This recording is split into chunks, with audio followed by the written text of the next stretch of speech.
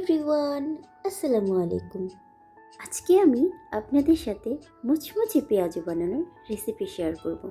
চলুন তাহলে শুরু করা যাক। প্রথমে আমি শিলপাটাটি ভালো করে পরিষ্কার করে নিলাম। এরপর ধুয়ে রাখা ডালগুলোকে আমি শিলপাটায় দিয়ে বেটে নেব।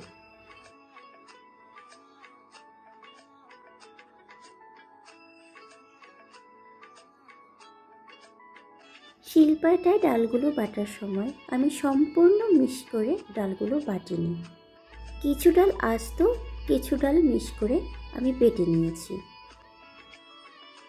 ডালগুলো সম্পূর্ণ মিক্স করে না বাটার কারণ হলো কিছু ডাল আস্ত থাকার কারণে পেঁয়াজও খেতে আরও সুস্বাদু হয়ে ওঠে। এবার ডালগুলোকে মিশ্রণ করার পালা।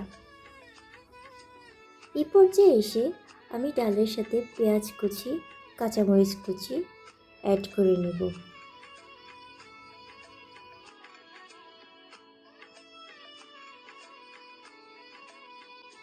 সেই সাথে লবণ হলুদটাও দিয়ে নিলাম। এবার এগুলোকে ভালো করে মাখিয়ে আমি 10 মিনিটের জন্য রেখে দেব।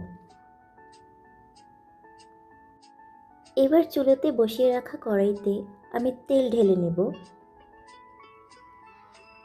তারপর ডালগুলোকে হাতে নিয়ে হালকা চাপ দিয়ে দিয়ে আমি পেঁয়াজগুলো বানাতে শুরু করে দেব। চুলার আঁচটা আমি মিডিয়াম জালে রেখে দিয়েছি। পেঁয়াজের এক পাশ হওয়া অবধি অপেক্ষা করব।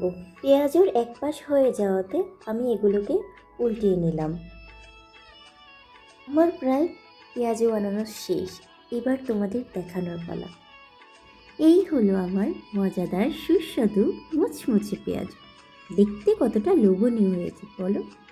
তোমরাও বাড়িতে বসে চেষ্টা করতে পারো সহজভাবে মুচমুচে পেঁয়াজু বানানো। তোমরা চাইলে এটি টমেটো সস দিয়েও খেতে পারো, খেতে অনেক দারুণ লাগে। আজকের জন্য টাটা, আল্লাহ হাফেজ।